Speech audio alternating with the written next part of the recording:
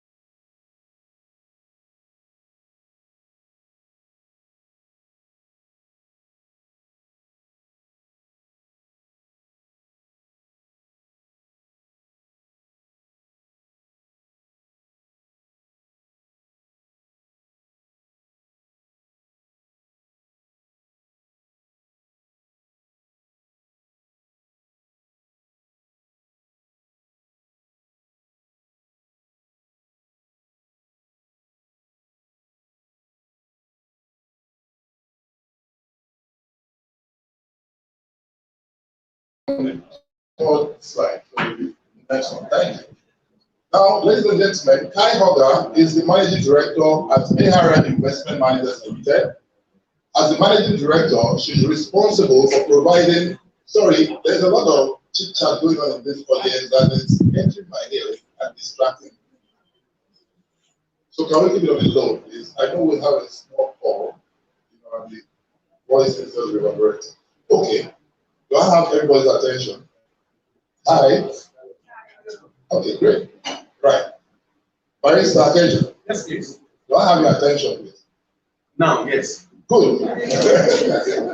Right. Kai Oga, as the managing director at ARM Investment Managers, she is responsible for providing strategic leadership for the company by collaborating with the board of directors and the executive management committee of the holding company.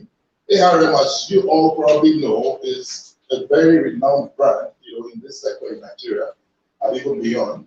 So she does this, working with board of directors, the executive management committee to establish long-range goals, strategies, plans, and policies.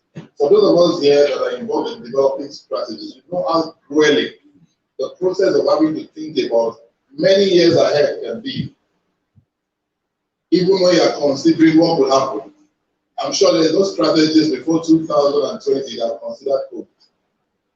Right. And Kai Oga is involved in doing stuff like that, plans and policies. Prior to her appointment, she joined in 2013 and served as vice president and head of business development for the Northern and Port Harcourt region, where she has primary responsibility for managing the firm's relationship with individual clients.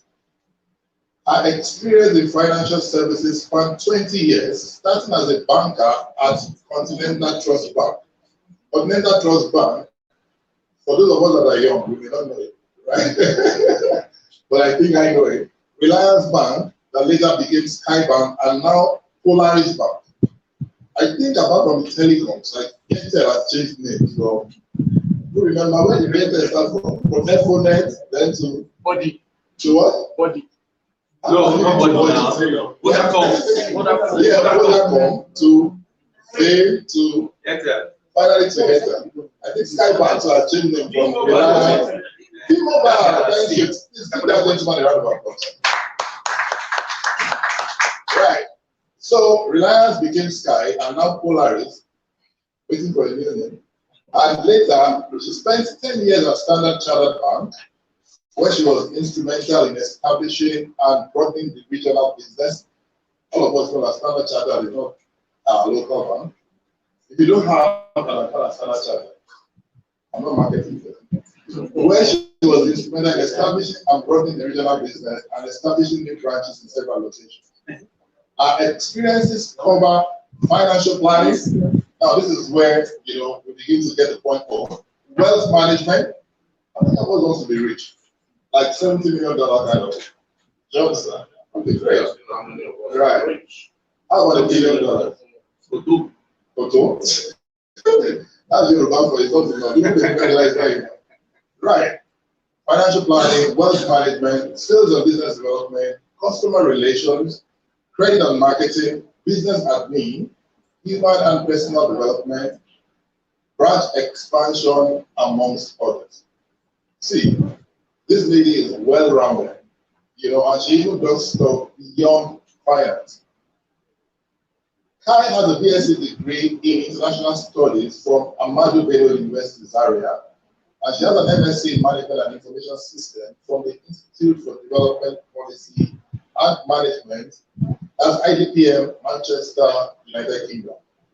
She is a chartered IABFM, that's the International Academy of Business and Financial Management. She's a chartered IABFM Wealth Management Professional, an associate member of Talent Development, of course, an associate member, the Nigerian Institute of Management Chartered, and she is a certified neuro-linguistic coach, which means this is a good time to do, right?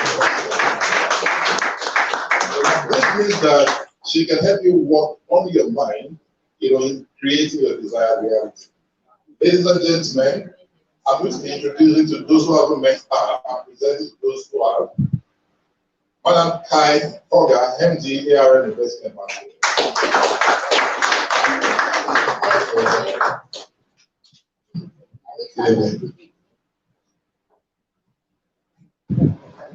Good evening, everyone. It's humbling to be here. Thank you so much. I appreciate the platform. This is heavy. I hope I can stand through it. You can see that. I'll try. Yeah, it's a point. Okay. So I just want to first say to commend Ife for the stability and consistency. I know you've run this about 3 or 4 times now. It's the first time. And I think I find the search platforms commendable because growing in the city of Abuja 20-something years ago, which is my sister likes to say, I don't think in those days we had these kinds of opportunities where young people were not working. Somebody said to see. And so it's going to be very informal with my session as well. But yes, I just want to comment. I think it's really good to give you one. So they invited me, what was like 2 years ago. I couldn't make it and I felt guilty. But immediately I saw the WhatsApp drop and I was like, I'm coming. I just responded. So I'm really, it's a pleasure and I don't take it for granted. To my co-panelists, permit me to stand an existing protocol, but you are my brother from the J-Town. I want to appreciate you. And my sister from around us, so we have something going today. So thank you everyone. Let me just run through it quickly. I don't know if you can project.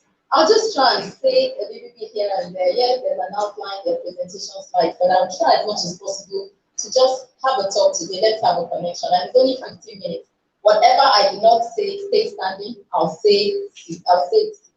So just a bit about ARN, right? We're driven by a vision of the future. That's what drives us. We've been around since 1994. How many years is that? Yeah, so we've been here a long time, right? Can you clap for a locally locally owned company? There are no foreign partners, within. So we're driven by a vision of the future, how things could be, right? And it inspires us and keeps us focused on what really counts. And I think for us, it's really the fact that we can help you to transform your goals, moving from one place to the other. Okay, what else do we have? Move my slides. And so just within the group, just so that you put perspective to it, we have a holding company. And where you see ARN investments on the left in one of the boxes is what I manage that business. So we have ARN pensions. How many of you have a pensions program with ARN? Hey, okay, so that's somebody there. But this now you can, with the window is open. So let me can be the transfer window so you can always move for those who haven't been there. But we used to have ARN Securities. We divested out of that company now, and then there's ARN Trustees and a number of companies within the group. And we have our real estate program as well. So you see the funds under management there and the number of clients within the group. I'm just really running because I want to be able to cover a lot. Let's move. Can somebody move the slide? Right. Okay, so let me just do this quickly because I think it's important to have I shouldn't be standing on this platform and not provide us a bit of what I call an overview of what is going on in the world. So some of the conversations we're going to have today, I think, would not really be, let's put them in perspective and understand what is going on in our world and what is going on in our space, in our country, Nigeria. Because for you to try, the topic is to try and to be what agile. You can't thrive in isolation, if you will. You're not an island. You have to be able to thrive within, even with the NYC people he spoke about and some of the business people, you thrive within a system. So what you find today is we see the positive effect of the vaccine globally. I'm sure many of us know that. So what's the implication of that? Global trade, improved economic progress is really happening. So now because of vaccine, you're going to see that people are traveling more. The aviation industry is gradually picking up. So just so you see what it is, so you can begin to understand what the outlook will be for the year. Okay, on oil prices are trending higher due to the OPEC cuts. Crude oil prices are hovering around 60. Go back to the other slide, please. 67 to $69 per barrel. So that means that global oil demand is growing, and that will also have an effect on our GDP. So Nigeria's economy is surprisingly on GDP, we rose by 0.11%. It just means that things have changed from where we were last year. So we're going to be seeing some kind of gradual uptick based on the numbers. So on non-oil revenue, the economy exited recession in Q4. That's the good place to like now. We were actually in a recession in Q4 2020. How many of you knew that? You did? Okay, that's good. So we exited the recession, and we recorded a growth of the 0.1% that I mentioned on year-on-year due to the rebound of the oil sector. So what does that mean? Because for me, the meaning that has for us, right? We're seeing growth in crop production. I'm sure Madam Vicky can relate to that. Livestock and forestry, and this has also supported growth in the agricultural sector. I'm sure the young men borrowing money from you, that kind of connects. And again, the other thing we're seeing is higher inflation. Inflation is sort of looking upwards, but inflation has been on the high. But again, what are the drivers of inflation? We're seeing inflation drivers include insecurity in key agricultural food sectors. They're having higher PMS and energy prices. We know that, right? Naira is devaluation of the Naira. And in February 2021, consumer prices continue its upward trend. Okay, so all that is affecting our economy. What else is affecting our economy? Insecurities. Because even if you wanted to go into agriculture today and do your production, it's affected by how much, there's just, the farmers are farming and there's attack and, there's a lot of insecurities. It's just going to be difficult for them to try. Okay, move on to the next slide. I'm pretty much going for this one. Go to the next slide. Okay, so maybe quickly before we go into fintech, you'll see that some businesses laid off. Yesterday also, a few days I had a call that said to me, what are you going to do with the drivers this year? Last year, I had an option. Because people were locked down, like she said, what did you do with the lockdown? And so for us, we were locked down at home. Just imagine if the drivers at home to take people to work, to take the sales team out, we're now working from home. What does that mean? So now we're faced with the decision of we keep them again for a second year because it's impacting profit at the end of the day. We didn't keep them last year. So those are the kind of things, layoffs, and then standard of living. I said to the lady, and I really try to be interactive because as much as we have all these technical things, we need to be able to bring them to our doorsteps and relate to them. So the lady who goes to the market in our house, she said, Auntie, yesterday I said, we bought oil at this price in January. The financial person, and we supposed to know now. I'm like, seriously? She said, these things have doubled. So truly, in terms of what you have left, your disposable income, it's really reduced now. So those are some of the considerations. So she says, where I used to give her 30K for something, it has to be 90K today. But as funny as that sounds, it's not funny. And I can imagine for the ordinary Nigerian what it means. Okay, so we also have unemployment rates going on. That's a problem. And I commend you, sir, because for the work that you're doing, I have an NGO as well. It's what I've always been passionate about helping young people. The NGO is 10 years old. Maybe if I have time, I'll go into it. So I understand, one of the things for me that's frustrating is when I see young people that are not employed and don't have the opportunity or don't even know what to do. So there's a lot of unemployment there. And then lower income for businesses. That's it. But what else is positive? Let's look at the flip side. And I'm going to try and keep quiet. Everything else I'll see when I see. Okay, so fintech. What happened with fintech? So on one side, the central bank is opening banking licenses for to favor fintech, and this is supposed to guide financial inclusion. What else do we see? The CBN also closing accounts of persons or entities transacting or operating. Is it positive? I hear some rumor in the room. Did they hear? He said they are appropriating and reprobating. So let's not take our time. But honestly, we see increased foreign direct investments in fintech. I mean, today, who doesn't know of Paystack, Flutterwave, and who is the other guy that sold his company? That day, I noticed something and said, I want to do IT. That I want to go into IT. So, but there are other sectors that performed well. I don't have them on the slide, but let me quickly mention quarrying and mining that did well, especially for those of you that invest in the stock market. Okay, so they're not those guys are stock gurus. I'm suspecting you because I'm sure you invested heavily in the stock market. So you have the cement companies as well. Dangote, Lafarge, telecommunications and ICT is the space that people want to look out for. And he talked about automation.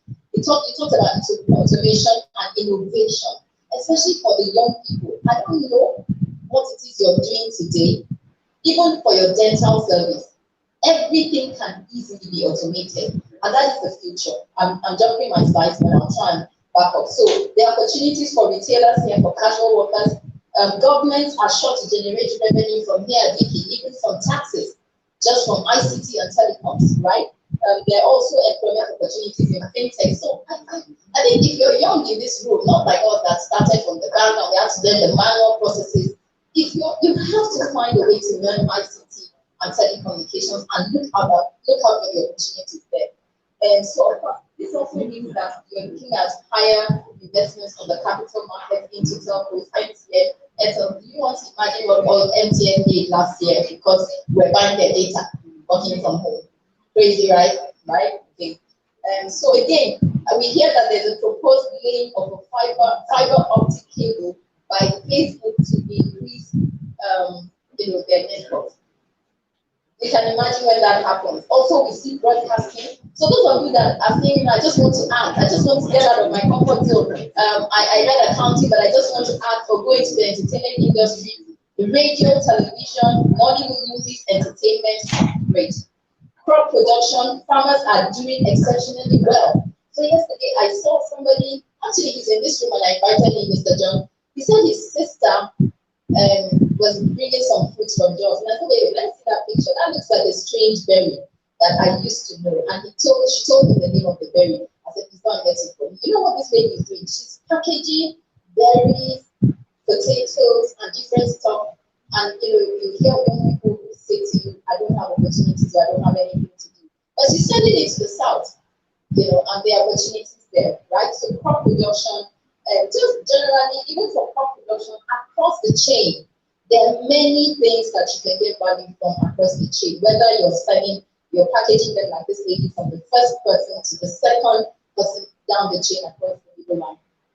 Okay, so some of the sectors that didn't do well were refining, airport transportation. Let me quickly say something about the airport transportation. Internationally, flying may have reduced, right?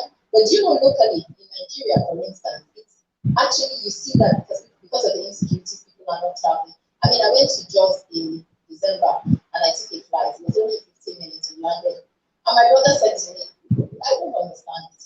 That you paid how many thousand for a 3-hour journey. But truly, I didn't mind because the insecurity cost is right there. It's right there. It's right there. So oil and gas is slow. Let me quickly 1 minute. And then move on with my slides. No. You're moving too fast. The rest of it I'll discuss. Go back. So what I wanted to quickly say is, the question is, how am I relating my personal experience? So I'm giving you a broad view about the COVID. I think For me, you know, they said I'm a neurolinguistic coach and I'm a master practitioner. So I also teach and I train. One of the things I'll say to you about the COVID and the pandemic is that it's a disruption. Disruptions happen every day. You wake up in the morning, you go get your coffee, you want to drink your tea before you go to work, it spills on your white shirt, it's a disruption. True, you call the cab in Nigeria or you call an Uber, there's one drama in Uber, you quarrel with the person, disruption.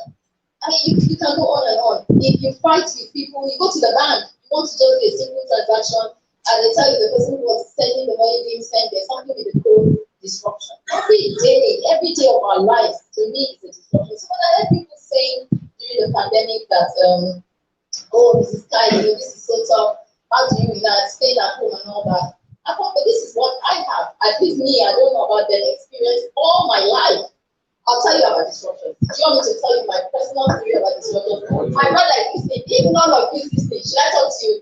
I talk to you. You know, that is like one of the first disruptions that I still can remember. And maybe a few people can connect. When I was growing up in school, they said this lady, too shy, too timid. You know, I was like a prefect, couldn't do the whistle and all of that. And you know, till today, my high school mates and the chair by God's grace, they don't understand how is she the MD. Why is she doing this job? Because she was timid. So what I want to say is disruptions are everywhere. From when you go to high school, when you go to university, every stage of your life, you wake up in the morning, even your family does things to you that tells you, reminds you that, oh, disruption. So that's for me how I want to see disruptions and the pandemic. Like Tammy said, electric Tammy. She says it is how she has been living for 5 years. So on this particular day, I think it must have been 1999. Remember there were no GSMs at that time. Girls Faithful was trying to do her loyal bank job, and then normally, and I did see the clouds that was going to rain. I got dressed in my suit and I went and sit on the rain. Just a normal day, and then the rain started, the downpour. I mean, it rained on me that day. I couldn't find my way.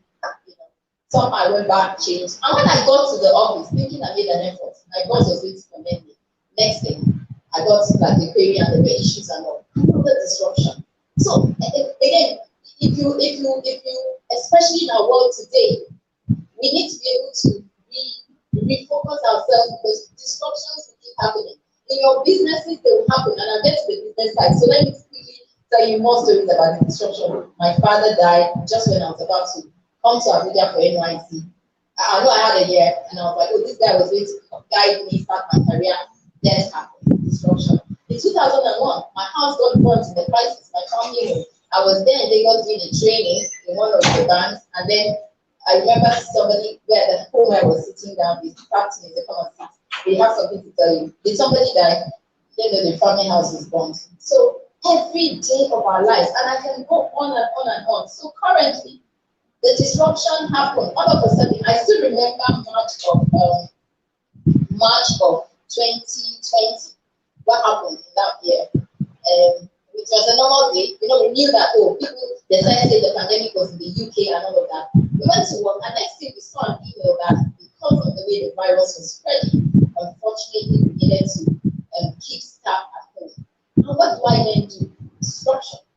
Again, how do you try? How do you become agile? Remember that this is March. Your budget is clear. I'm supposed to make a couple of millions for the company, and I'm managing 100+ staff, trying to coordinate everything. So immediately, what we did was to get what I would call like a risk model report that we sort of like a strategic plan for how to manage the team outside of the office. Now, remember, we thought it was temporary.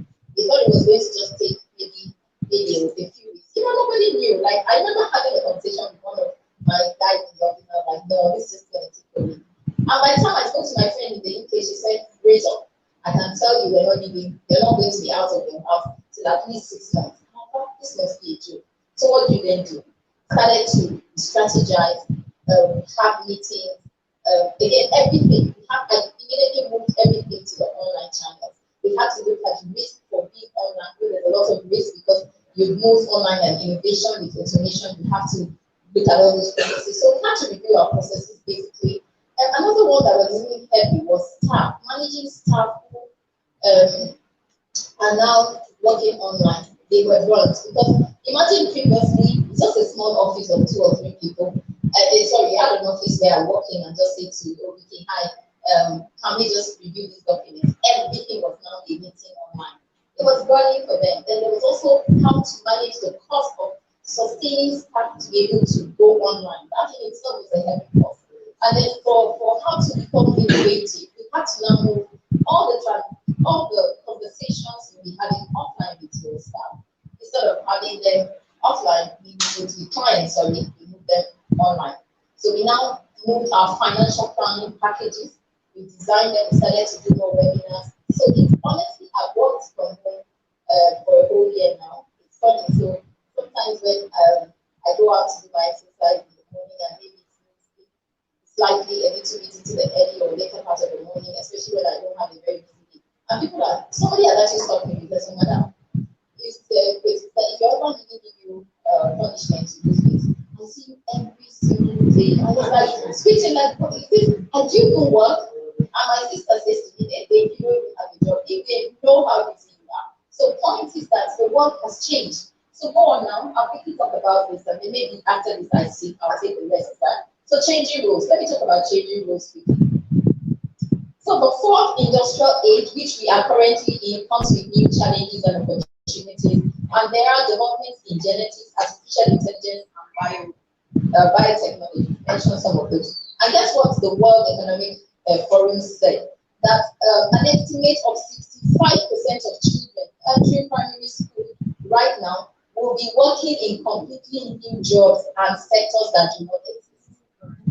What are the sectors that do not exist? If somebody told us today that the music industry would be an industry, or even Nollywood, dancing, what else is there? Comedy, Blogging. Virtual assistants, what else? Blogging. Okay, so what else? The other conversation is about working from home. So like Tenista, what are the jobs or work that you do? In fact, let me even make you look at this. One of the things I would have said about being agile was we saw that we saved a lot of money because we moved a lot of our activities online. So we just had to take care of the risk at the customer service, make sure people can interact with us online. And we did make money last year, right? So again, 80% of people are saying that working from home, those are the options. So I'm talking about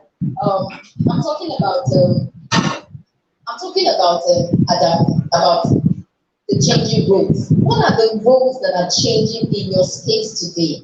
If you are now, I heard across the room, we have IT professionals, we have doctors, we have government people, we have people who own their businesses. You need to start to think very, very intelligently and focusing about the changing roles of the future. And my friend John does journalism in healthcare. Now, what does the changing role mean for you in your specific business? That's what, this is a conversation. It's not very textbooky. I'd like us to have, main connection. So I'll use this one to give you insight into what I think you could be doing. I call it lessons from the cat. The cat, one of the things that they do, right, is that they extend their claws only when needed to catch up with or to gain better traction when running. So we need to be adaptable. And adaptable is when I had to got beaten by the rain. I went to my work, found out what next to do. Do you have to carry an umbrella with you every day because it's raining now? Just so simple, but I missed it, right? Adaptable is your house got burnt, everything rains down from top down, but you get up in the morning and you say you're going to start again. What are you going to do to adapt? What are the shiftings that you will do? And then acute eyesight. You don't even want to miss this. This is vision. So whether you're in a pandemic or you're not in a pandemic, you need to, like the cat, have sharp eyesight. You need to also have you just have to be able to see forward. You have to have clarity. So clarity in your business is not whether there's a pandemic or not. You have to have clarity. You need to know where you're going, pandemic or not. And the last one is agility. What does it mean to be agile? We've been saying that word all evening. What does it really mean to be agile? One person in the crowd, Doc? Yeah? The ability to respond to opportunities Opportunities and threats. Okay, what else? People are not speaking. Okay, they don't want to have a conversation. John, yeah?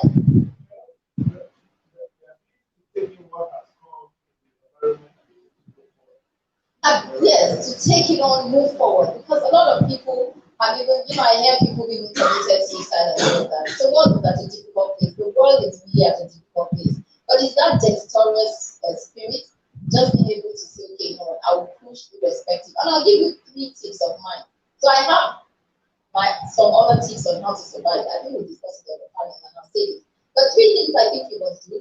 The first thing is the situation of your mind at all times. And I'm moving to my personal development field. Like I always do, I leave the technical and move to the soft, the macros to the micro. You need to pay attention to 3 things if you're going to survive, whether you're in a pandemic or not. And my 3 things are always got your mind, your time, and your talent or your uniqueness. He's a lawyer. I'll start with the bottom one. He's a lawyer, but he's using his talent or his something that it must be it must be somebody who loves to help people that is doing what he's doing with the NYSC Foundation. Yeah, it must be that it is innate in him. So he has law. And I was saying to Mr. Temitope that you took your presentation without slides like me and this guy says he's a lawyer. But innate in him is the ability to want to help people. So you have to find out what is it that I like to do. Like I've done financial work for a very long time, almost going to be 24 years now or 5. But I love to teach and train, and I put that in a structure in the NGO. So what do you like to do? Because that's what sustains you in a pandemic or not in a pandemic. The second thing I say was your mind. Your mind is the unique thing you have. I say to people, if you want to create or if you want to be innovative, take a sheet of paper, go sit down somewhere, and just don't be distracted. The problem the world has today is the distraction. It's just too much. There's just so much distraction. I don't want to go too much into that. It's another thing today, but your mind, the next thing is your time. You know how you get time? Shut down social media, shut down the TV, you buy time. Okay? Thank you very much. Thank you very much. Some people are watching us online, so when you say shut down social media, I just want to reassure them. It's not about shutting them out. Right. First of all, let me say that before we call the keynote speakers for the panel session, there will be refreshments served. And I really would like for you to appreciate my volunteers, people that you're seeing around.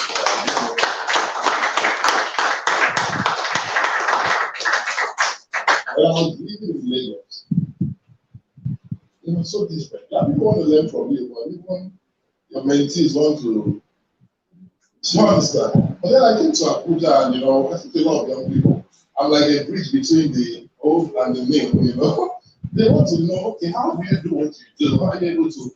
I'm like, well, I'm not as young as I look, and I'm not as old as you think. But I've met a couple of young people who just say, Mr. Peter, would like to volunteer. And one of them has been volunteering from the very first thing in London. She's into catering. In fact, she's the one that made the refreshment and gave it off. She's on the back.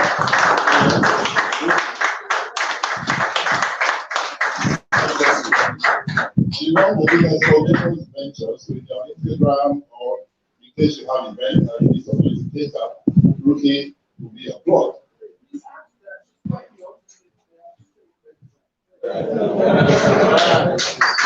So is that a way to shoot your shots? No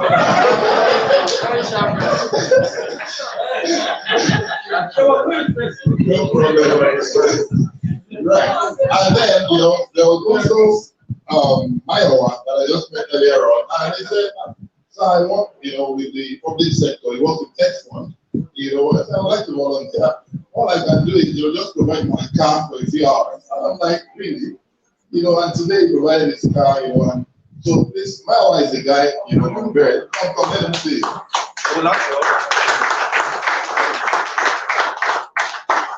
guy is phenomenal.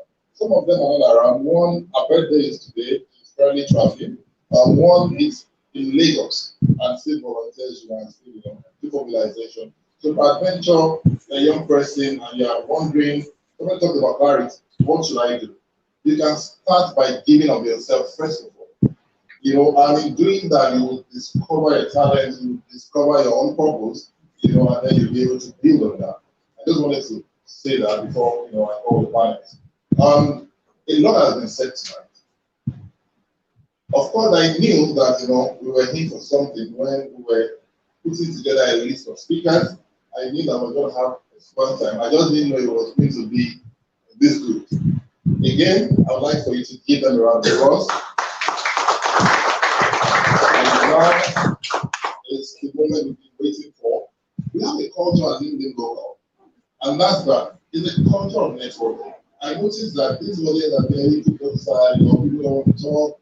Now, when I bring them up, even though I'm hosting them and facilitating the discussion, if you have a question, in fact, if you have something that opposes, the angle that they are providing or the perspective, that they're submitting, you can just raise your hand and then we can acknowledge you. And then, because guess what? The only useless idea is the one that is not shared. How do we use it? We don't know about it. Right, ladies and gentlemen, I will start from the last speaker, who has gone from micros to micro. And she did very, very well, sharing her story. And we connect in many areas, particularly because our house is not born. Mine got born before I got married, and my wife's still married. For some of us like the other, I think, okay, I don't have enough money. Nobody married somebody who has got born. So how much more? Be calming down.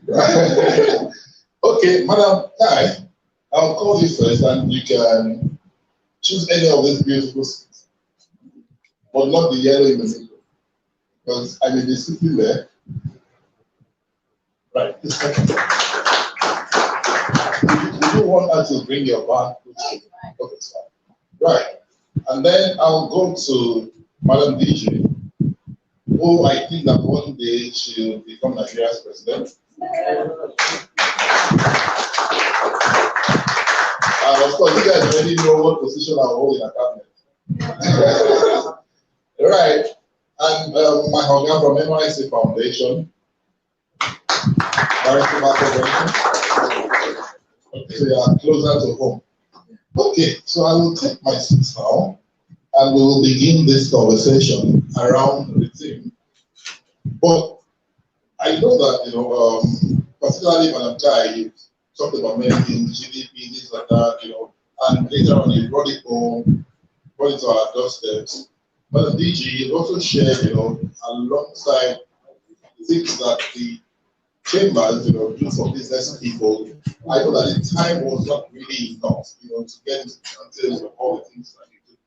But to streamline our conversation tonight, we're talking about how do we, as business people,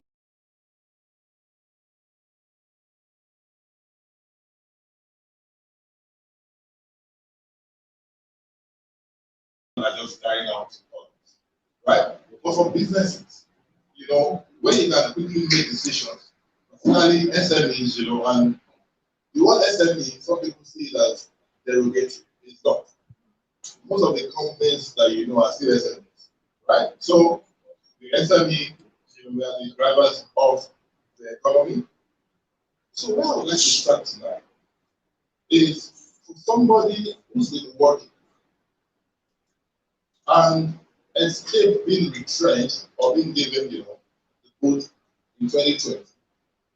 The probably will come sometime soon. And they'll be thinking, I want to start business. But I don't know how you work. How does this person adapt? How does this person become agile to be able to actually make that decision now? What are the things that the person can begin to do? So I'd like for you to share on that if you have such experience. I will start with Madam Diju. She oversees a lot of businesses, SMEs, and all the members of the church.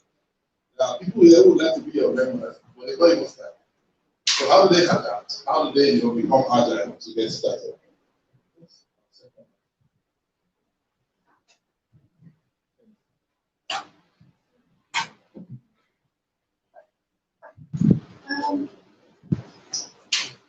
I would not like to tell you the kinds of business that you will do. I would write on what the last speaker said. There's a trend in Nigeria that people, someone just says it's pure water business now, and people are making money from pure water business, and without thinking, everybody jumps into pure water business. This is absolutely wrong. No matter what the disruption is, whether it is that you were fired from your job or someone died in your house, you need to look inward, like Kai said. I've had those kinds of experiences that you've spoken about. When I was in banking, we were banking together, I did not like the job. And even though people thought I was growing, I didn't think that I was growing. I thought I was getting myself into trouble. That if I stay on this job for 10 years, I would have lost 10 years of my life. So I decided to go on that retreat that you're talking about. And Kari knows me. She knows what I'm saying is true. You know, I decided to go on that retreat and think about what I really like to do. Once I was able to identify that thing, I researched on it. If I go into this business, for instance, am I going to be able to make money from it? Or how will I be able to make money from it? So it is not to say fintech is working, you should go there, or ICT is what people know. You have to look inwards and think, and then apply new business strategies to it. Don't go back to the old. If, for instance, I want to go into food business, how is it working now? That's what I'll ask myself. And then draft a business plan.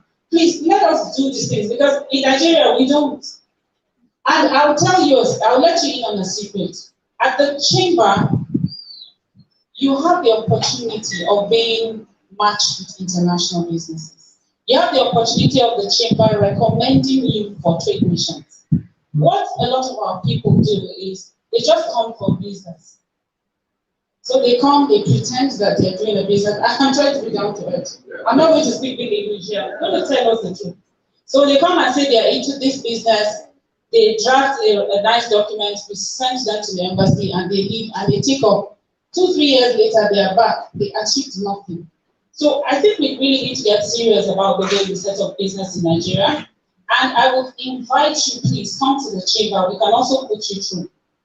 Then we can show you the options and say, okay, this is what you need to do if you pick this option. Thank you.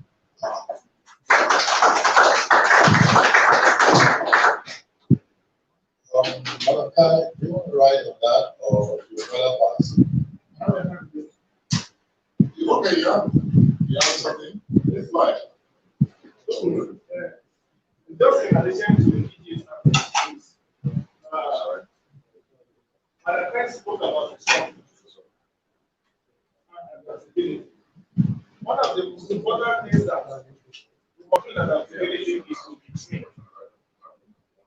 I wanted to say this and then before she spoke, and I tried to because I've attended her training school, the Core Academy, and I also attended Lagos Business School. The margins are not much. I know when you go to the Core Academy, I'm wondering why she didn't even say anything about it, because it left my life so much. Number one, the first thing you do is you get a training on personality test. You know, there are some certain things about your personality that have to be able to see certain things. You do that test very diligently, you get your results, you get that personality about determines a lot of things. I've got Lagos Business School, didn't too much, but in the both schools I learned a lot. Now, in this pandemic and in these whole disruptions, one of the most important things that anybody, especially SMEs, must is that they must be trained. And if you cannot go to LPS, go to the Core Academy. It's one of the most important schools. They train your personality. There's emotional stress test. There's everything that goes to your personality. And then if you now take that and you use your business, you can. Fantastic. And if you want more to take away from that, it's to retrain. Right. Okay. Great. She has spoken for you. Thank you. So I say to people in terms of financial inclusion and financial systems, right? If you're in this room today, I say to people, if you're at the age of, there are people who we've met. Okay, let me rephrase it so that nobody in this room is embarrassed. But there are people we come across, and I call it some of them from here and there. They'll tell you there are people who are not able to save 5,000 naira. And that's the burden I have. I don't know how you're 25 and above, he knows what I'm saying from the youth, right? Who are not able to invest the 5,000 naira. How much is that in dollars? And you're past the age of 25. So I like to be very realistic. The reality is that's not where you are supposed to be operating. That's the adaptability and being agile that we're talking about. You cannot be past the age of 25. And permit me, I could hear an echo of somebody saying the government or in Nigeria or Buhari. The reality is, going by the global outlook and the economic outlook, there are issues. But many times, and he's giving a testimony, thank you, John. Many times, if you sit back and look inward at the possibilities of what you can. So let me quickly connect back to your question. Your question is, if somebody is in a job and they may even ask you to leave, what next? As simple as it can be, he talks about personality test. The simplicity of it for me is this. Ask yourself, what do I like to do? What you like to do, even if you don't have the time or the money to get access to a personality testing system, or you don't even have data to go online. But I know that's an excuse because we have data, we manage to make our phone calls. But at the end of the day, what I'm saying is, at the worst case scenario, ask yourself what I like to do. What you like to do is definitely different from the other person, and that's where the uniqueness comes from. So if you're able to sit back and say, I like to sew, I need machines, right? I like to make clothes, or I like to make a pop or whatever. It's as realistic as that. There are people who make pap and they sell pap in millions in our world today. So because if you cannot get financially included and invest maybe 5,000 every month, right? I didn't get into so much detail about what he can do for you in terms of investments, but Chief is there. Please write your name and reach out to him so he can help you set up a plan with the 5,000 naira you can invest. Because I'm saying if you can't and it's a crisis and you need help setting it up, you have to start somewhere. Like, does that make sense? You have to ask yourself, what can I do? Like she said, it wasn't going to be banking and then went into the development world and all of that. But what if it's not even a structured organization like us? What else can I do? Everybody who is sitting here or in the world has something they can do. People pay for value. So if you get value, people pay for it. I'm being paid today in my job because I bring value, because I've been managing the financial systems and structures for a few years. She's bringing value to an SME sector and she's being paid for it, right? So what value are you going to be creating that people can pay for? I don't know if that answers your question. Okay, so do you want to add to that, or I go on and answer my second question? Let me just chip in with my perspective to what they just shared. Particularly, I want to take it from the angle where she said, if you're in a job, what else can you do? For you to solve or to answer that question, you have to develop your capacity. In developing your capacity, I believe you'll be able to discover what you will be able to do besides the normal job that you're doing. Follow your passion. Most times, we don't want to follow our passion. We compete where our capacities are not adequate enough. Where Mr. A is doing fine, you want to compete with D. Whereas your capacity is not there, and your passion might not be there. I give you an example. Like I said, I was in telecoms for a while. My former CEO in telecom, who was he worked with Microsoft before coming back to Nigeria, and then he got appointed as the CEO. He's a marketing expert, but today he has he's running an eating business in Lagos, Angela's Cafe. This is somebody that has been a CEO of a telecom outfit. He worked with Microsoft, US, before coming back to Nigeria. But today, because he's driven by his passion, is doing something else. He has different outlets, very successful. So we must learn to follow our passion. And then developing our capacity, let me give my own personal example. When I knew my days in the telecom was almost coming to an end, because it gets to a point of saturation that you want to learn new things. And when federal government came up with liberalization of the power sector, I started following up. Anywhere they were organizing functions, I would go and attend, get to understand what the new law it's all about. I was networking with friends to understand the power sector, reading literatures, and then when I left, I set up my private firm. I started consulting, and then a client that, while in public service, had helped is into the power sector. She said, my lawyer, can you come and provide service for me? Honestly, that was one of my best moments. While in service, you struggle, normal government bureaucracy and so on and so forth to do this. But my client will just call me, lawyer, where are you? There's a private jet waiting for you, go and close this deal for me. And it was a big opportunity for me. And how did I get there? Because I was able to go into a new field, I was able to develop myself, acquaint myself with the new development under the power sector, applying the principles and understanding that I had in telecoms. So for you to come out of the challenges of today, we should be able to adapt to new challenges in terms of innovation. Society is not static. We must be dynamic, even in our capacity to achieve new things. So that is my take on it. Thank you very much, Barrister. I want to go in a very different direction. Okay, I'm seeing two hands. I will come back to you shortly. It's not every day that you have this combination of people, coming to a public session like this, sharing their views. And we live in a country that is mostly driven by government. And this is approach at the federal cabinet where most of the government policies are being shaped and then passed down and all of that. Now, you have a government that is seemingly not adaptable and agile. What do you think is the implication of that, for citizens, either as professionals, either as business people? People want to take the lead, but there are policies made by people who themselves are not willing to take the lead. And you have that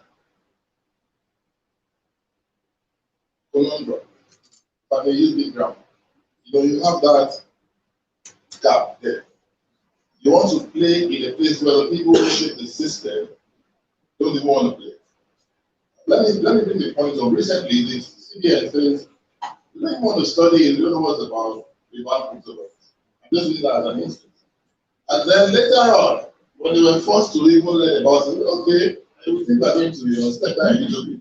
The first step, why didn't you do the learning before you pass the law? And we see this in very many different sectors. I'd like to hear from you, our panel members, what's your view? And how can people, professionals, entrepreneurs, how can they still be agile, be profitable in such a system as ours? Madam DG, I guess we're going to go back to you. And then we're going to go around the room. I will come back to that. I would, your question is very, too broad. Right. So I will just tell you what we do at the chamber. The chamber operates through 4 centers, or say 5. So we have the training center, we have the district resolution center, we have the cooperative, we have the trade center, and we have the policy advocacy center. What we do at the policy advocacy center is when issues like this come up, And that is the advantage of being a member of an association. You cannot be talking alone. The government has strength. They have all these agencies around them. You can't be shouting alone, nobody will listen to you. You have to come to associations. Then we speak from a position of strength. I think during my presentation, I had the opportunity to say that they called us, we even to call them during, once there was a lockdown, he said, private sector people, where are you? Let's speak. So we need to learn to do that. I know that Nigeria is a country of, I'm the big man, CEO, everybody wants to be the leader, you know. Motivational speakers have done this to us. Yes, but we must learn to work together. Before you can lead, you must be a good follower. We must learn to work together. What we do is when issues like this come up, we call on the government and they come. And we hold roundtable meetings with them and we explain to them. Because you also have to understand that they don't know everything. Sometimes they think they're making the right decision. Sometimes the decisions are influenced by various forces. So you can't also blame them. Once we sit and we discuss with them, they see reason. They say, okay, we'll go back and come back to me and follow up. And a lot of times, we have gotten positive response from the government. I'm not saying all the time, but we just have to keep trying. Now, challenges are there, whether you like it or not. And I will tell you a short advice that my mom used to give me. If I say, Mommy, this gender discrimination, when I went to class, they put the boys in front and they put them behind. She would say, and so what? Let me tell you something. Once we achieve equality between men, black men and black women, we will now have tribal inequality. That this discrimination is there, it's not going to end. Just do what you have to do within the available resources and within what you've been allowed to do. So if I want to sell food and they say you can't sell it, I start selling your food still. One day that environment will open and you'll still be able to go and sell there. So please, let's not use these things as excuse. Government has been a problem for us since I was born. I have to talk to myself. I don't think blaming government is a good excuse. Just go on with your business and see what you can. People have become billionaires in this country with the same government. Thank you very much. Madam Kai, allow me to pass you and go to the audience and see what we have. After this session, we usually like to honor our keynote speakers and panel members. So we have a little gift, that we're going to be presenting to you guys. I'm just preparing service. Right? And then we're also going to have a networking session. So please, as much as possible, not trying to rush to go. Some people here have come to meet with people like you. I was speaking with Victoria, and she was asking me about 3 days ago, is it not Zoom session? I'm like, no, it's not Zoom session. I mean, people have been at home for so long. Yes, Zoom has become normal, but you see, we still can't take away this personal interaction, because, yeah, that's who we are. Right. I see 2 hands the other time. Now I'm seeing many hands. Are these questions or contributions? Question. Now. Exactly. Right. So I guess we should take the questions first. We can take the contributions next. So who has the question? Okay, I'll come to you. You have a question you can raise in your hand, but permit me to go to the ladies. All right. So the gentleman. Yeah, don't shoot here.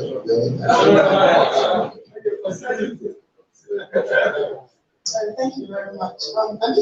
My question is in line with the theme of today, prospering post-pandemic world. And when I think of Nigeria or Africa, I see an increased opportunity for international trade, whether it's in physical goods like we see in AFTA or even with like the World Trade Organization with Ngozi Okonjo-Iweala, but also with online trade as well, right? With the world moving to the online world in Africa, kind of coming up to speed as a result of COVID-19. So my question would be, what how do you think Nigerian businesses or Nigerian small businesses, how can they leverage these opportunities to win in a post-pandemic world where there's more opportunity for Africans to present this? Who want to take a jump at that? But I think that your answer is in your question, right? This is what happens when intelligent people are asking questions. They know the answer is right. The answer is correct. Who wants to take a jump at that? Okay.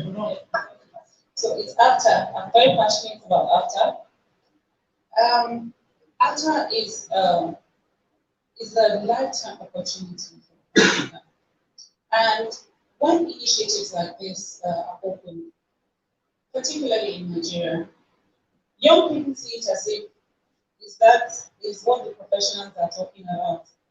The woman selling food by the roadside thinks it is what, at least they are going to do all those representations again on it. But AFTA is for everyone. Even that guy selling groundnuts by the roadside can benefit from AFTA. So, but we have to start from somewhere, right? And what I advise is Nigeria is not perfect. So, and I don't want to talk about it because, well, you are streaming live. We need government and the organized private sector really to carry out a lot of advocacy on capacity building. We need to provide enough information to the guy on the street. You know, like we provided information about COVID, we need to do that about AFTA. Because the danger is, the opportunity is there, but there is a danger.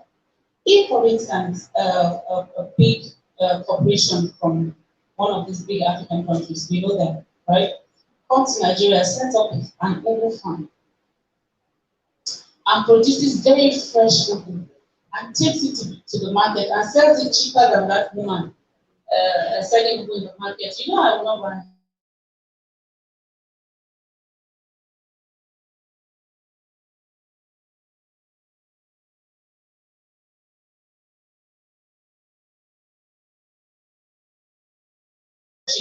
Someone else is taking it, they are preparing.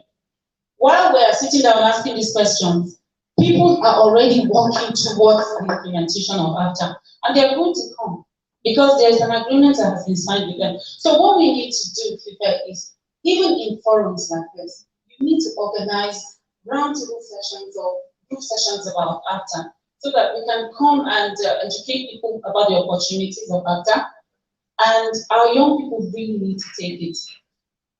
One opportunity you can also use is, this is the virtual age, right? Go online and read it up and see how you can leverage from it. Now, the protocols are out. We have just started implementing. So look at 2021 as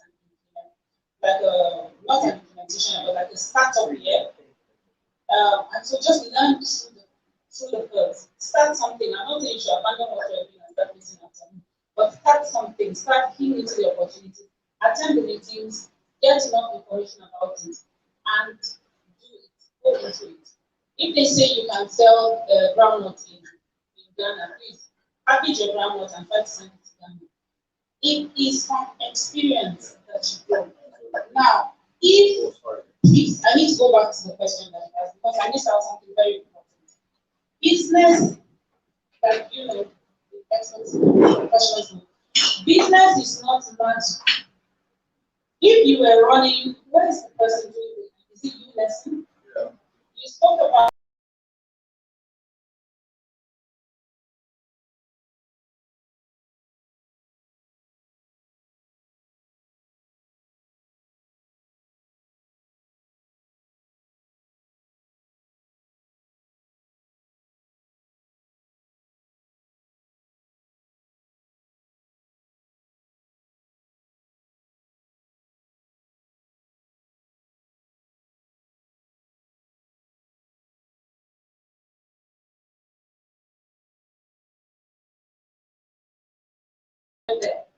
you are going to be broke if you are fired from your job. You are going to lose money.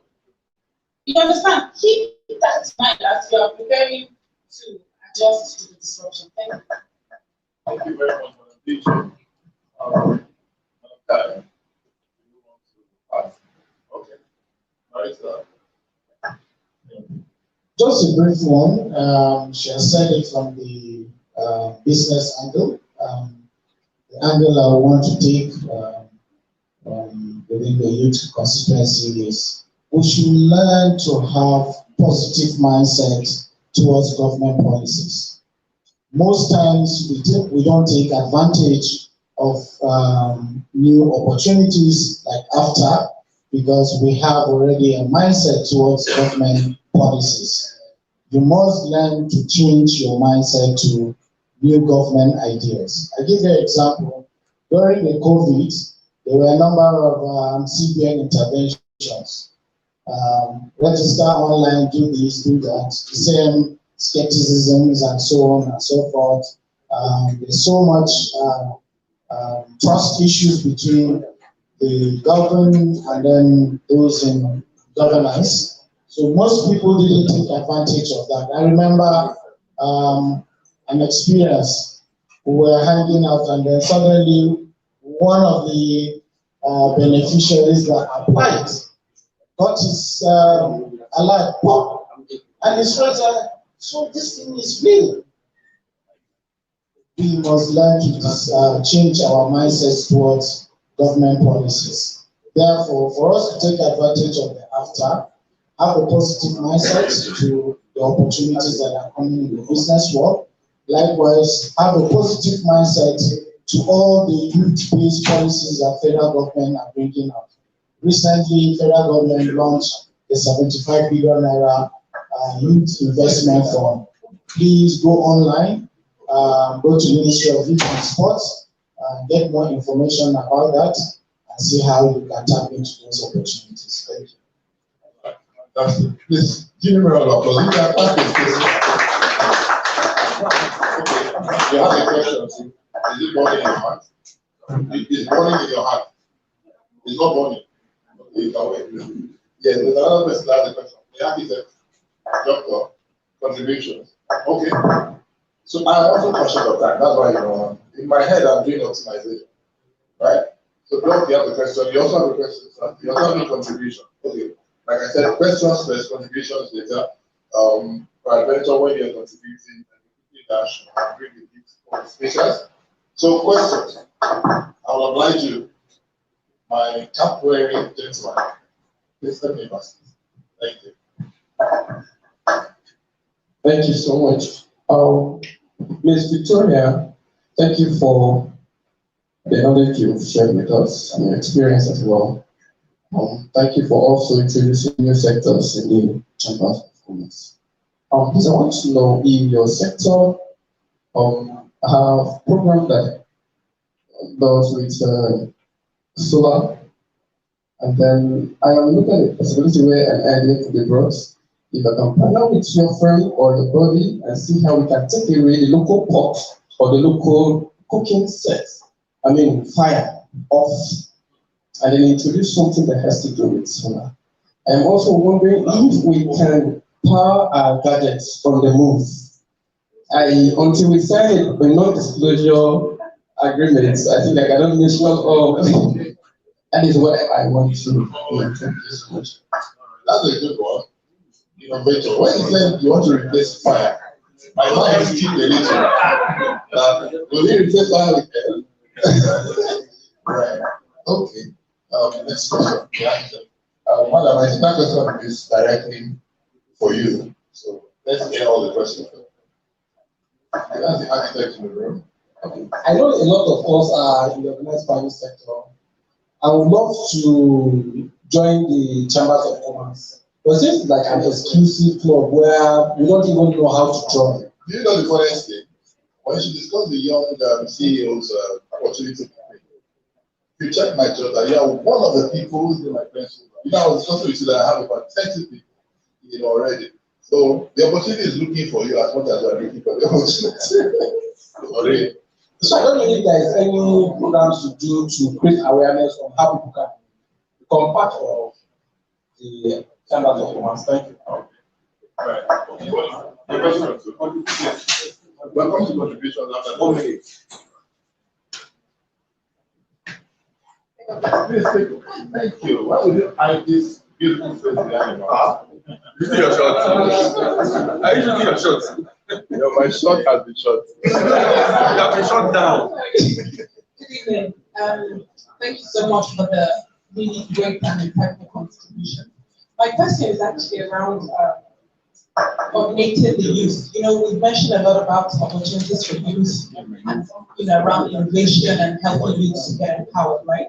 So I'm very interested in developing this further in terms of, and definitely when I realized that it was something that I said I definitely need to speak to you more about.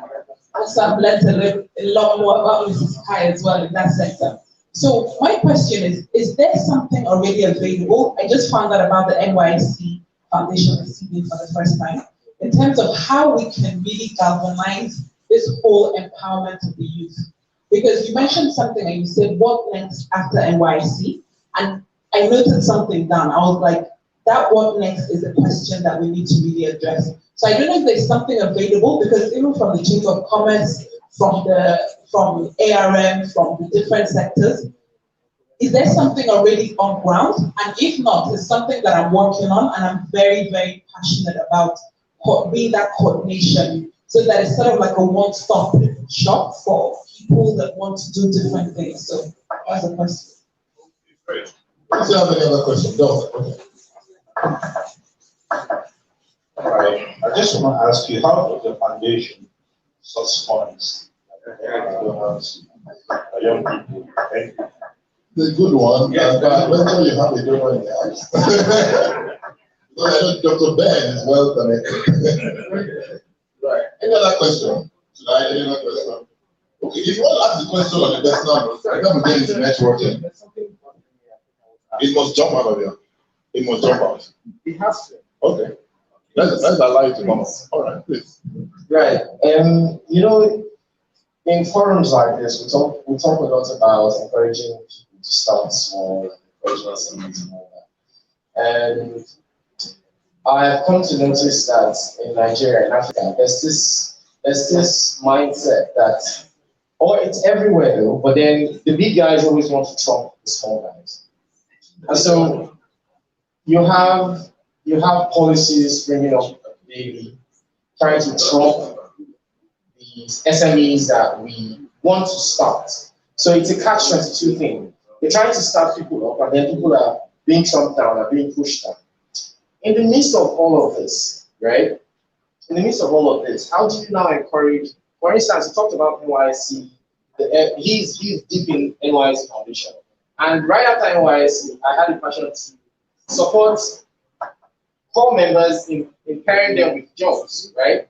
So I took a bold step. I had a team, and then we went to Lagos, the Lagos, orientation. We got in there and realized that they hired a copper, which was an idea I was starting, done a website, I was trying to push it, looking for how to then I didn't even no sponsor, no. I got into Lagos NYSC camp and realized that there were like 4 different parallel hiring spaces for core members. But these things are not even pronounced.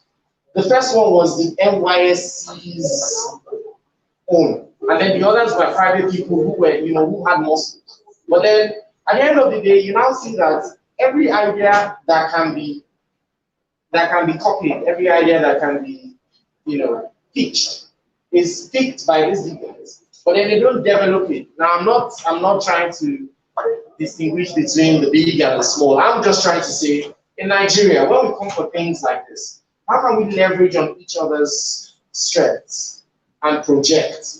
Because everybody has good ideas, everybody does something. Look, across this room, we have a full country. So how can we project and say, okay, these guys, you know what, let's pitch you. Let's pitch these guys and push them. That's what I have. What's your name again? Chichi is my name. Okay, I think your question is actually for me, and that's the objective of this forum. Like I said, after a while, we'll walk the room and just meet people that I want to introduce to people already. Because one of the things that we do is when people register, I ask you, who would you like to meet? And I was just speaking with Mr. Peter a minute ago, he was saying something about, oh, that guy is a dentist. So let's do some quick things there. I'll introduce. I just introduced the ULS guy to the guy that was coaching. It's is the essence of this forum. Just beyond the dialogue, we must also make deals out of it. That's what it's about. All right. So if you are shy, come to me. I will introduce you to whoever you want to meet in this room. If you are not shy, that's why we're there. All right. Okay. Now, the questions have been put forward. I'm also very conscious of time. I think this might just be a good time also to ask our other members to answer whatever question has been thrown at them, and also to give us their parting shots, tonight, so that for those of us who want to meet them, people want to go back to their families, and it's just Thursday. Okay. It's not yet Friday. I know Mr. Bako was supposed to be in church today, but he had to come because of this. Please, another round of applause. Okay, so I guess we're going to start from you this time around. Thank you once more, Fife. My sister over there, your question is very important. What do we have that can provide an opportunity for a one-stop shop? And then likewise, opportunity to collaborate with people like you who have services to offer for the youth. Let me start by saying, first, we have a lot. Unfortunately, the awareness is not there about the activities of the foundation. So when I came on board, we wanted to drive in the awareness first with what a project we call NYSC Convention. We came up with a project called NYSC Convention. And what is the essence of that project? The essence is to bring all the core members that have served from 1973. We were able to even trace up to 5 or 6 surviving first core members that are still alive. And then all the government officials that have served, secretary to government, wherever, ministers, governors that have passed through the NYSC scheme. What are you doing to help the younger ones in terms of the policies you're turning out? And then even at an individual level, what are you doing to create opportunities for the youth? So that was supposed to be a platform. And we were already driving it, where those in the entertainment world will come on board, creative arts and a number of things. In fact, it will interest you to know that we're able to reach out to agencies that recruit a lot periodically, particularly agencies under the Ministry of Internal Affairs, even the military, private sector, lottery commission, and a number of things, to see how they will give us job slots. During the program, we will now do a raffle where people will get these employment opportunities. Unfortunately, COVID came, so we have to put it on hold. So, do we stay there? We came up with Youth Fest. And I'm proud to say that one of our very strong resource persons here is driving that project with us, Fife Banks. So, under that Youth Fest, we have a lot of opportunities or packages under that we can discuss more after this. But primarily what we do for core members who are leaving service and to address that question, what next, we have the soft loan that we give them. A number of them have benefited. What we realized, those who benefited last time, they were not properly trained. And then the businesses they went into, they were not properly guided, and so many things happen. They've not been able to pay us back. So what we're doing with the challenges of COVID and then the opportunities that are there, if we're supporting you, we support mostly businesses that earn revenue on a daily basis. And that gives you the ability to repay our soft loans so that others too will benefit. So we have those packages, we do training. Those who are coaches partner with us, we do orientation, we go to camps and then provide training, sensitization, and a number of things. We do projects for those who are capital projects, depending on the resources that we have at hand. We don't draw from government purse. We get funding, and that takes me to your question from donor agencies And then the membership subscription that core members do gives us, we use the funds to do all these projects. However, with what we're driving now, yesterday we had a board meeting, and that was the main question on the table. Go out, scout for funds. I'm happy he has created this opportunity for us to network with you, and the opportunity is there for those who can access donor funds for us. We will discuss the terms afterwards and then see how we'll be able to do a number of things. Just by way of, like you said, before I give my parting shot, I'm so impressed with what you said concerning the young lady. Permit me to ask, have you served? You are an ex-comer. Are you registered with the foundation? Okay. Okay.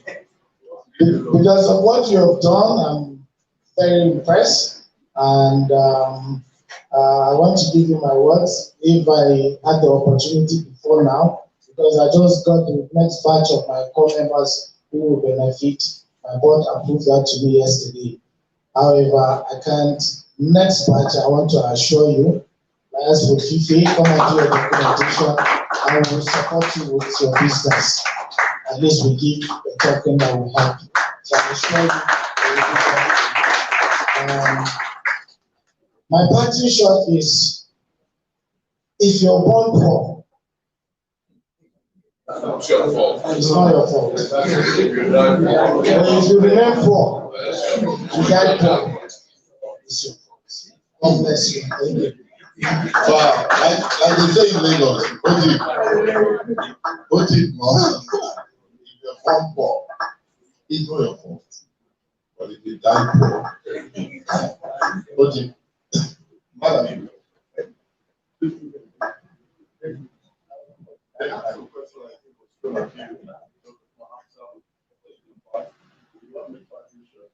All is now in your hands. I think for me now, sort of the conversation has gone around. I'm just thinking around what everyone has said. Maybe I'll make a few points about the youth. And I think for your question on the youth platform, because like I said, I have access to that side of the information as well. Okay, so for I think what there's a lot of gaps, and we said that when we started to speak in unemployment. It's huge, right? And it's a big difficult heaviness around us. It's either you have a cousin or you know someone or somebody staying in your house for a bit, and all that is so much that.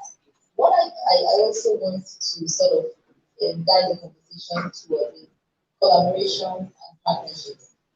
Right, I think it's something that you want to also look at. There are several platforms that are already doing programs around youth employability, and some of them are focused on different programs that youth can benefit from, which if you get the right information, you can get access to. I also see that one of the things that's missing is that there's so much going on, but people don't get the information immediately. So I mean, even I know Vicky and many of some of the things you're saying here, I'm hearing them today, and this is even for me at this level. So we have to be deliberate, is my point, about going out there to get the right information that we want to get, information that we need to get. And that takes me back to actually being able to say, okay, for her, she wants to now take the conversation with the youth forward into the next stage. So what information do you need? What partnerships do you need? Who are the people you can collaborate with? Who are the people that are available? Where is the information? So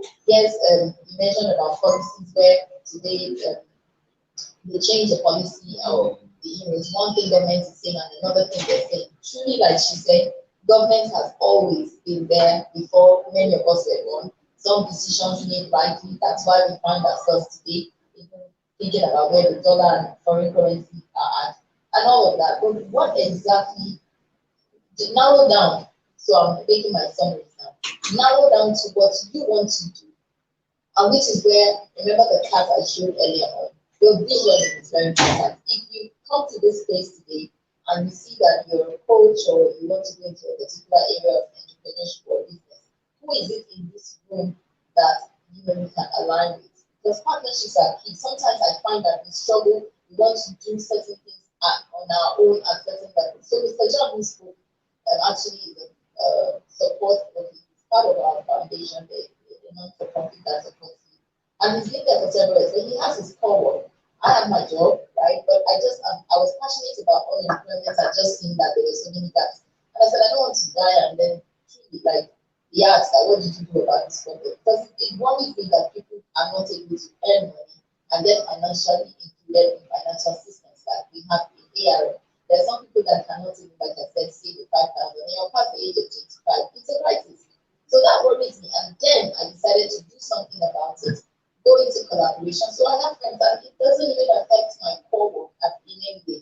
You know, I set up systems and structures. We have people that run it, but it's there, you know, and there are people who are creating and all that. So what I'm saying is look for within your locality, within your space. What is the problem you want to solve? There's so many problems in Nigeria, and if we're going to be agile and if we're going to be adapting, we have to be able to narrow down the issues to what is in my space today, right? So let me give you another story. In the estate where I live, it's not too far first. The lady, that's the guy talking about education. These people that sleep. The lady said to me one day, I'm not nice. I travel. I did see her for 2 days because I work out every day. I did see her for 2 days. And I said, I haven't seen you for like a week or so. She said, yeah, because I went to the village. What happened? I had to take my children back to school. They can't afford primary education in the FCT. Now that is a problem.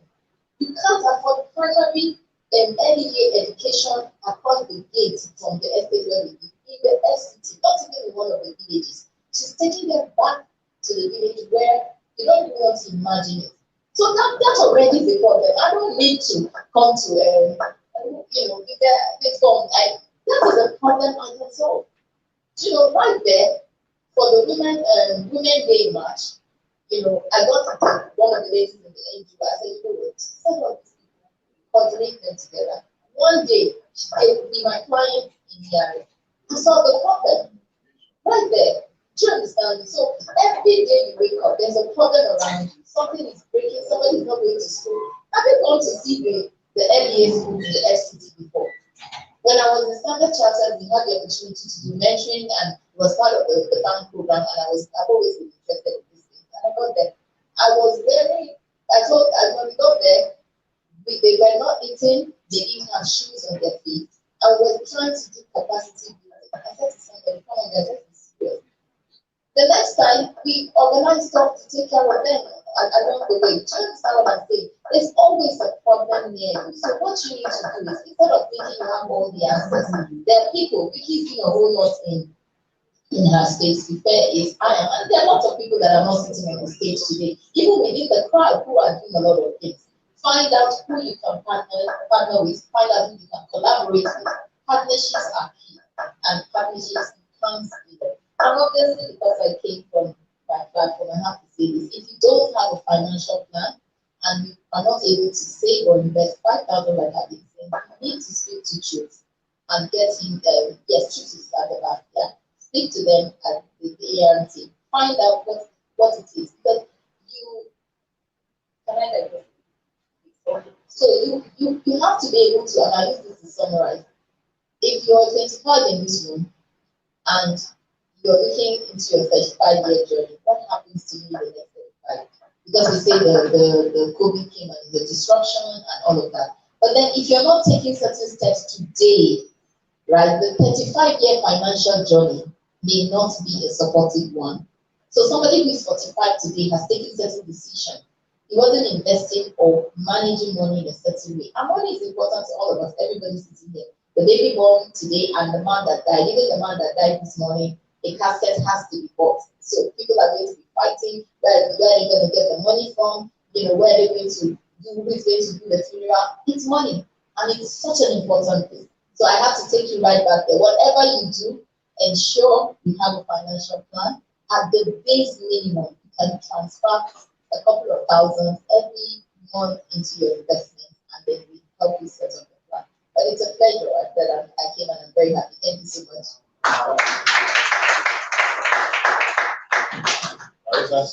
one person of the fault, and you died for it. Then Madam Kai just told you that there is a plan. All right? So I think as a prosperity development advisor myself, I want to add that. That's a prosper.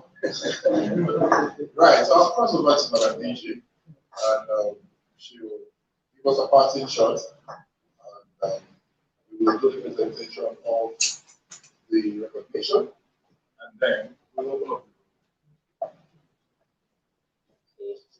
Can I respond to the questions? Yes. Someone asked if we could partner with the chamber on renewable energy projects. If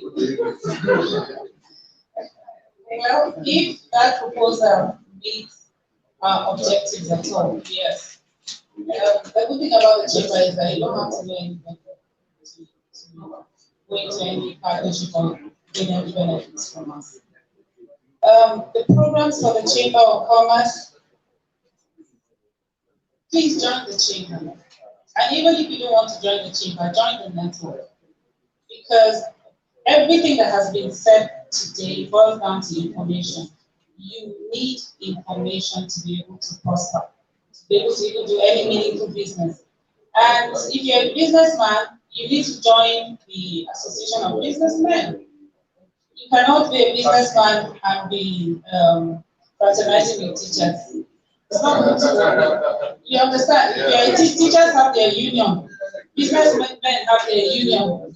So prosper within your space. Get the information that you require.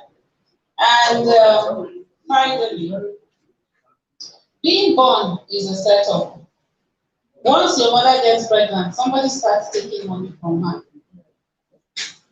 Yes.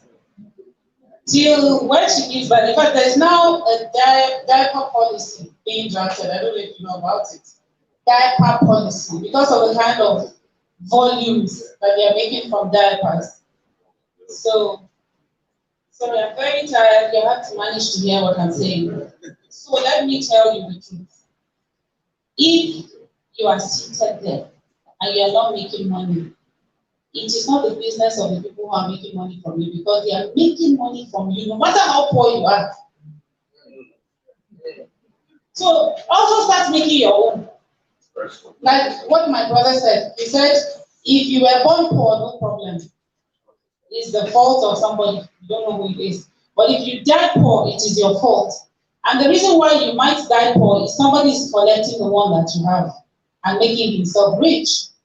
So please do not die poor. Get information. Don't be hard. Someone is collecting money from me. Collect money from someone as well. Let us all build this country. And finally, yes, and we all are. Yes, have a problem, have something, have a problem or something. Because that woman who is pregnant needs to solve a problem. That's why someone is getting money from her. And finally, when Dr.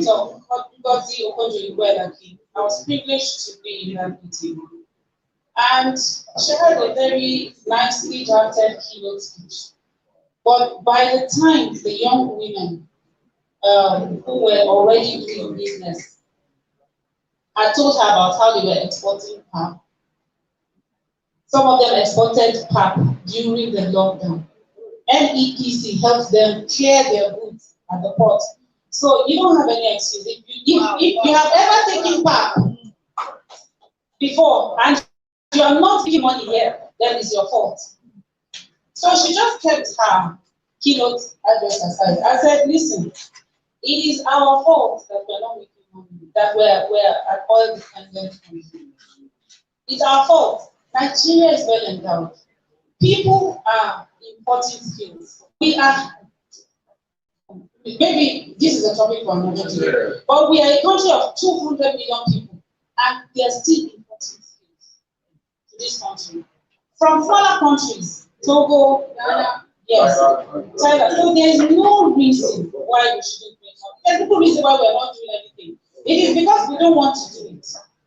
So please, let's get to work, look for the opportunities, provide solutions, and let's keep this mono economy out of the way. let's really start making money from other things. Kai said something, and I agree with her. We have the Gemological Institute at the chamber, and a lot of money was made from mining. Not mining oil, gemstones. Nigeria's gemstones are providing up to 13 billion US dollars of Thailand's GDP. Okay, so that's a discussion for another day. And you are here, and the Thais are making money from gemstones that are being mined in Nigeria. And we are 200 million people. Let's get to work. Let's put this country to work. Let's make money for our country. Let's leave a better country for our children.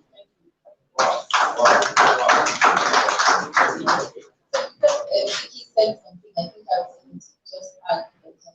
So, one of the things about importing skills and the fact that, we're having a lot of, like, I don't want to use the word infringement or, influx of people into our system. The thing is that now you're seeing a digital age and it's making everything almost flat. So there's access. So today you are working in Nigeria, but you can also get a job in other parts of the world. So the digital economy is positioning people to now have access to what you already have that you're not paying attention for. So it's really just what it is. It's going to be choking at the point, and if we're not careful, we'll have a lot of, Okay, Madam Lindsay, give a last attitude. But I want to say something in the middle that you see, to the Chinese, the word opportunity also means challenge. So it depends on how you see it, really. Technology has democratized opportunity. I have young people who have clients that are doing it, and I have people in healthcare who set up a cyber security company. I'm surprised at that. Okay, I'm glad we are here. Talking about you guys, I'm putting the investors for the advance. They have clients that are outside of Nigeria, providing security solutions for. So they can just sit there and say, this is my client in China. I'm like, maybe you. So it depends on how you see it. Because, and after everything, Yes, okay, well, without the digital revolution, they were taking skills. Well, I'm not talking about the services right now. I'm even talking about in the construction industry, mining industry. Yes, they're already taking skills. So now, as Kai said, with the digital age, more skills are going to go out if we don't block it. So not only do we need to be collectors, we need to be blockers. Right. So ladies and gentlemen, we are coming gradually to the end of the official conversation. But of course, the unofficial conversation would then begin. And the rule of networking is that don't try as much as possible to be interesting. Be interested in the next person.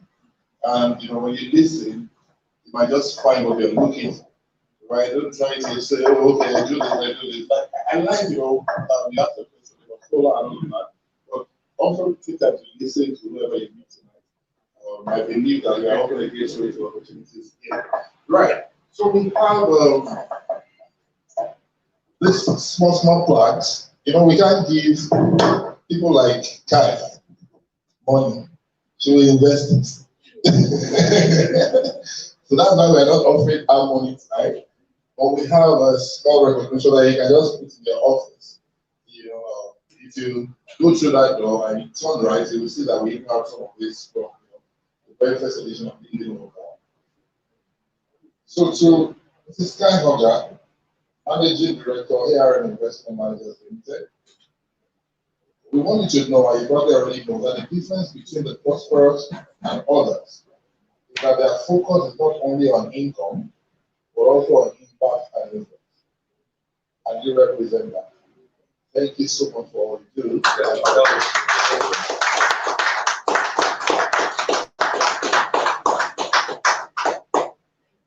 Okay, hope we got the pictures. All right. And yes, my future president. You see, there are prophets in the shade. One day, unless you don't go into politics, I have a feeling. I don't know that one day you can become president. And you remind me when I was saying that. Right. DG Abuja Chamber of Commerce and Industry. Just like I said to Kai, would like you to know that the difference between the prosperous and others, that their focus is not only on income, but also on impact and influence. And you represent it. I remember when we were having a conversation about you staying back, even when you had fantastic opportunities abroad. But you stay back to serve. It's one of the reasons why I know that when you begin to see the harvest of the seed and the soil, you'll be shocked yourself at the opportunity. Thank you so much for honoring our invitation.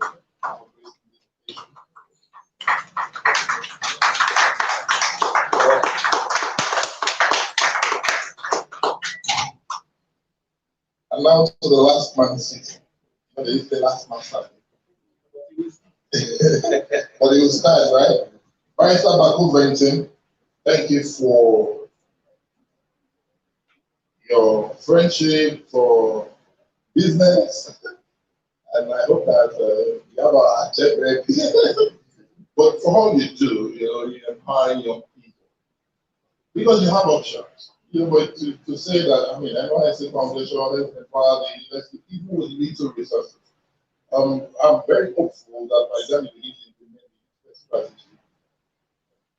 Those will open up, and the foundation will have better resources to implement better things. But for now, we'd like you to know that the difference between the prosperous and other people is that their focus is not only on income, but also on impact and influence. And you are already on that journey. So we appreciate and celebrate it.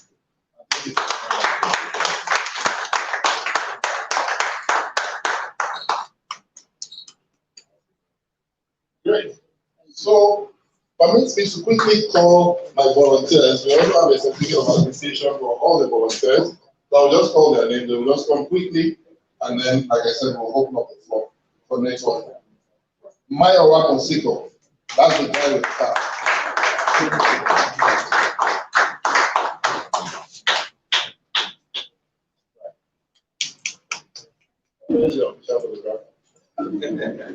Okay, don't have this one, I don't have a conical. Rukewe Ogas. That's Ruke. Ruke.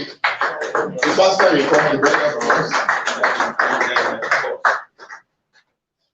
Thank you. It was Henry David Thoreau that said that not only must we be good, but we must also be good for something. You have been good for a lot, and we appreciate it.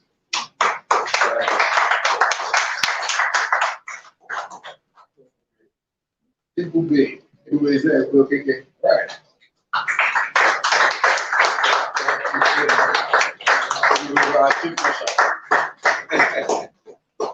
And she does it professionally also. I think Tayo is not here, he's in law school. And Pascaline, she's the one that had birthday today. She's traveled. Ili Udofa, Ili with my assistant.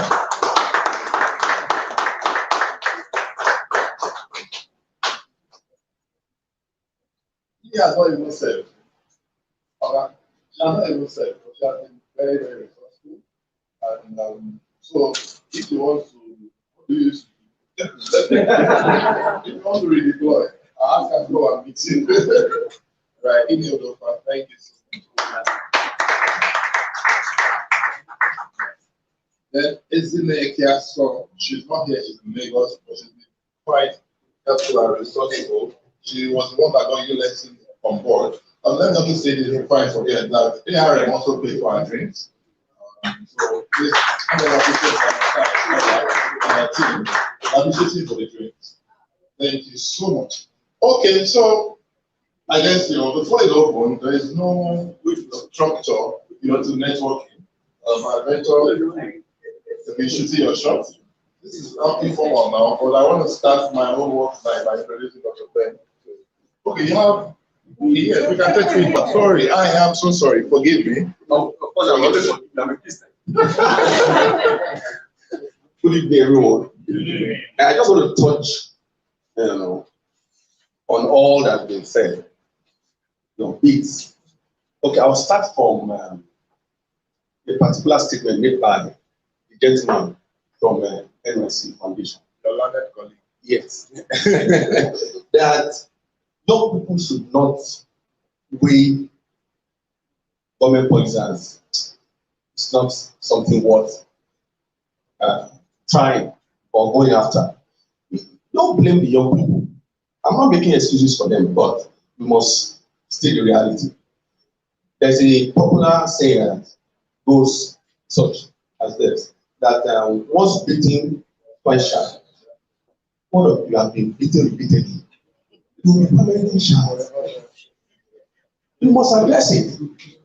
And the DG from Abuja Chamber of Commerce said, during this pandemic, we have seen a lot of sensitization, information about COVID, this, that, the number of people infected in the state. You can see the attention given to it. Do the same in sensitizing the youth on the direction to go. Look, growing up, we used to have, used to engage when I was growing up. Principal's Cup, fantastic event. It's no longer being sponsored. Table tennis, Coach Harris, they are back, good. Coach Harris used to sponsor tennis, table tennis event. It's gone. Thank you. Mopo used to sponsor athletics every year. We used to have Nuga games. I can't remember when they did Nuga games. And you say young people will not engage in atrocities with the energy and intelligence. They will engage in it. Confraternity, fraternity, whatever, it will keep increasing. Cultism will keep increasing because they are not being engaged. Tell me of any university that you go now that you have a standard gym. Nothing. And we have them. Look at the EndSARS. Look at the number of people that came out. Even me, I was scared. So we have this much young people. I saw every one of them that came out. Now, this is a very beautiful event, but it would have been even more beautiful if somebody here makes a representation that there's a fund somewhere of so X amount for industry like startups that you can come and key into it. It's very critical because when I said money is important. So we have to galvanize this. We have a lot of young people. Before today, maybe like a year ago, I sent just a short note to Mr. Paulson about I used to know of NYC Farm. Amen. I believe so. It is coming from you. Now, there are some universities established for just agricultural purposes. It's even their name. University of Agri. And they have been existing for years. If you go and ask that many of their bright students that graduated from there in the last 10, 15 years, in maybe animal husbandry, this, that, and ask what they are doing now, you'll be surprised. It will not be related to what they study. And they graduated best students from those universities. We need to engage people like that in agriculture, NYC, and stuff like that. I don't want to bore you, but I have a lot to say. Nigerians are not lazy people, especially the young ones. I'm a lawyer. I've been involved in young people being involved in cybercrime, Yahoo. Some people, it's even lawyers in Lagos that will say, Barrister Keju, please, you need to make a decision for me at the EFCC. You just arrested some people, you have brought them to Abuja. I will go to the EFCC. No matter stand. By the time I sit with these young people, some of them are even more intelligent than I am. But where do they direct the intelligence to? Where are the opportunities? They go into crime. Very smart, intelligent. We need to begin to engage them seriously. Thank you very much. Thank you so much. Yorubas have an adage that sometimes there is space, there is no talk. And sometimes there is talk, That was so true. You understand everybody, you know what I mean? You've been raising your hand, and we're quite curious. When you see a man like that, if you don't let me talk, we will let you talk, unless we ever gonna back. But like I said, I think we've officially come to the frame of the conversation. Okay. If you recall, when I was introducing myself, I said, this is my first time coming here, and I hope to learn a few things here. I was having a conversation with my friend here. I talked about. Your friend. Yes. So I think one of the things, the poster for us is around the SME. And the question we should ask, what value proposition are we creating as a SME? And I think that should sort of take the conversation too. Because it is not about the finance. It's not about accessing the finance. It's about the value creation. And I did a study of Coca-Cola. I did a study of all these brands that are 100 years and above. They started as SME. What has kept them through the agility and adaptability? They are all value creation. And I'll give you two instances which I shared with my friend. Was a friend of mine was building a fantastic building in Asoko. And one of those Nigerians who was a tiler approached him to give him a job. And he said, fine, you tile this space, it will release tile another space. And by the time he finished, he asked the Nigerian, can you compare your tiling with him? He said, no. And out of curiosity, we invited him to the office because I am an enterprise manager of projects and all of those things. And he said, in Togo, if you're a tiler, from secondary school, you already know whether you are going technical or then you will learn that trade for 3 years. How many years? 3. And in those 3 years, you will go for IT. 3 years. And I asked, how many Nigerian tilers can work for 3 uninterrupted years? And the summary is value creation. Why am I in this business? If you take statistics, most of us who are going to SMEs, the primary reason is profit. And if that is the driver, you cannot sustain that business beyond the first 5 years. Yeah. So I think the puzzle here is we should begin to drive these values to our SME proponents and those who, why are you in this business? Because if I get it right there, if you commit 100 million, you'll make money and sense out of it. Thank you so much. I said it. If you don't allow this man to speak, so you want to speak, right? Okay. Are you the last person to speak? Generally, you know why I must allow this man to speak? We met recently, and and then I found that he went to my secondary school. So I'm like, oh, really? Again, I'm new to Abuja. So I don't know a lot of you. I am new. Okay, I'm sorry. You just stay last. Right. And then another time we were talking again. Then he went to my primary school. This man. Oh, you went. So I went to secondary school. So he's an old boy. I will allow him to speak, but we will go for the cyber security guy first of all. I will say here, our foods are not being harvested.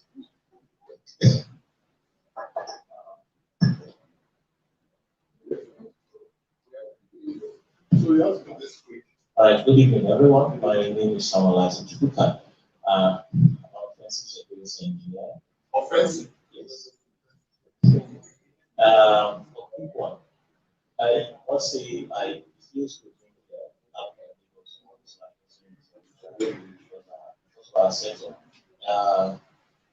we can't hear you. Okay. Yeah. Sorry about that. First, I'll start by saying I love the slide presentation. Very beautiful. I'll share my experience. Sometime last year, my elder sister was hacked. And it was very terrible because it caused a lot of reputational damage on her side. And well, at the same time, the person who did that, I would say bring it to the wrong person, because if the person probably knew that, okay, a younger brother is actually an ethical hacker, probably wouldn't have done that, because I have to follow it up to the latter to get the person. But then, what about those who don't have that kind of opportunity?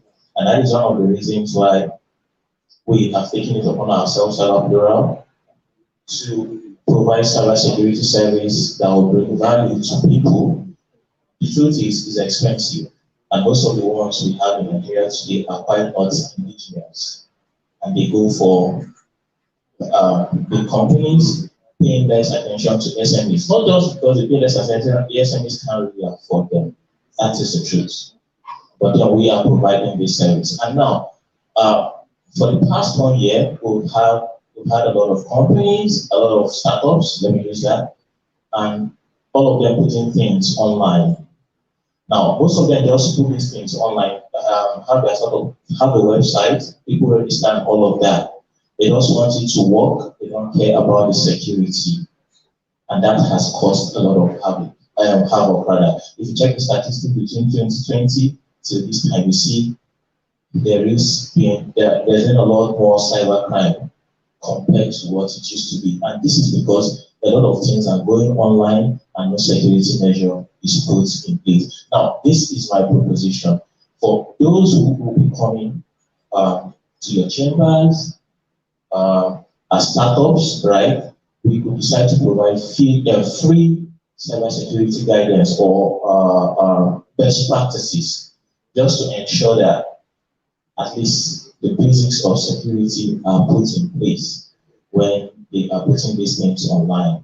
I am saying I felt very bad when it happened to my sister, and who knows who is going to happen to next. So this is part of our contribution to the community, if it will be allowed. Thank you very much. It's like coach you people too much. Even you just sold your market. Okay, but you still have right. Mr. Peter Afam in Melobu, the only Igbo man that speaks Yoruba, Yoruba is wonder. Like, who's this man? Good evening.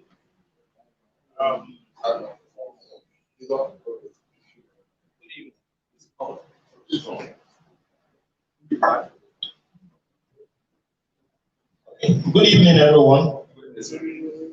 First, I want to say thank you for this opportunity to learn again.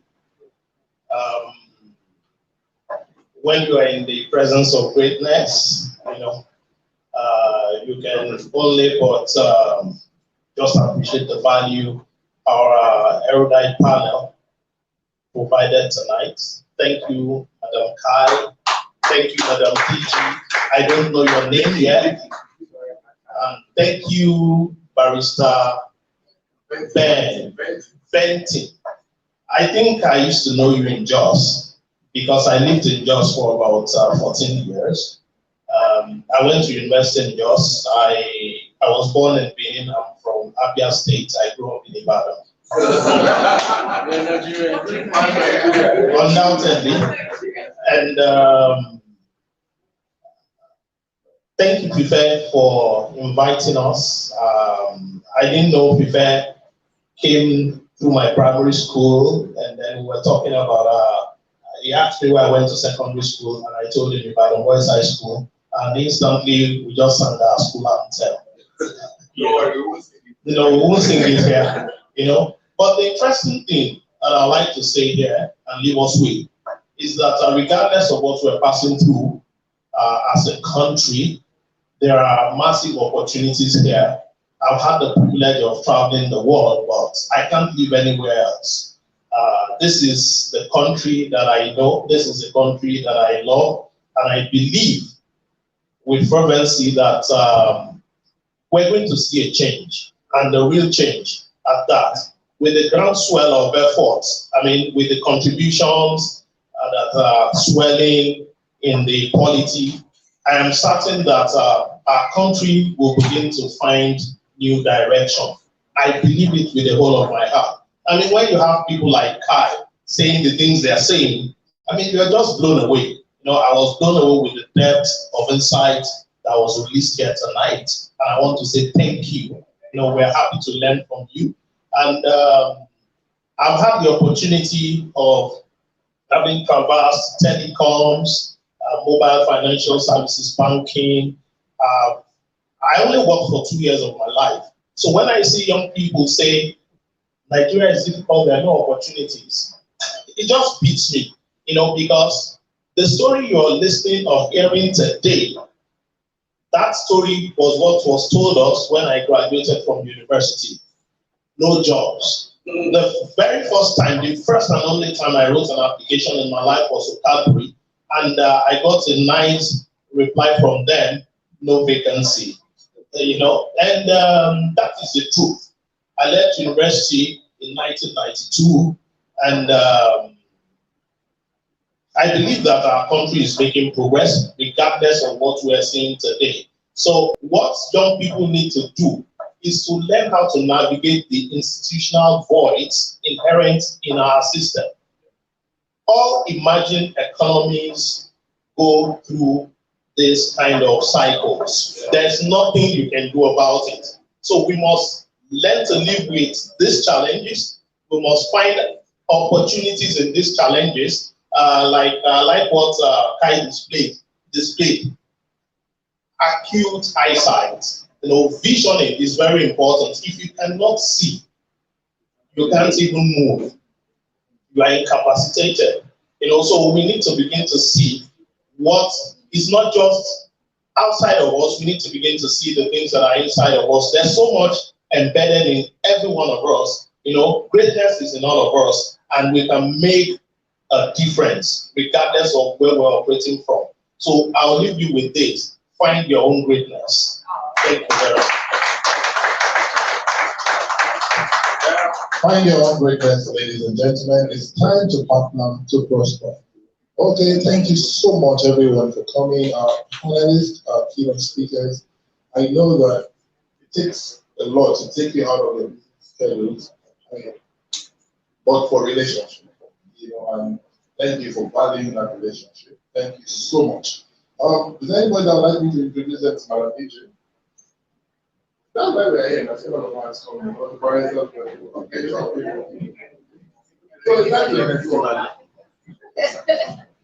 I think we should take a group picture. That would be good for future publicity. Yes. That's right. Everybody can come to the front, but you take yourself this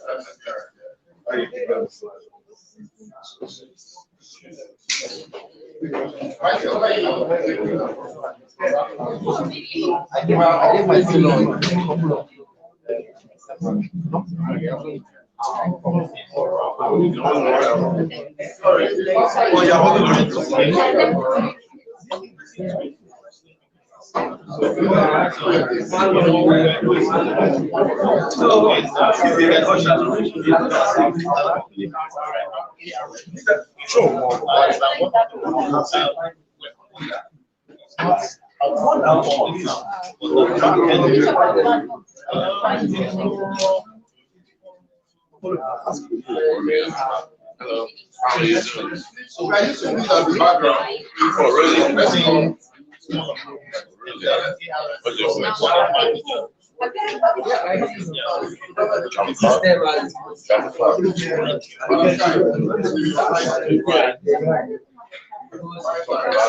Yes, please. Yes, please. I'm trying to make my way to you.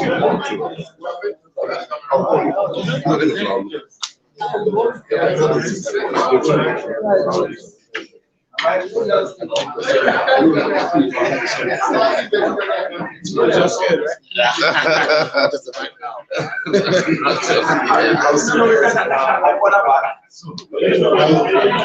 think you can use my phone as well for the picture.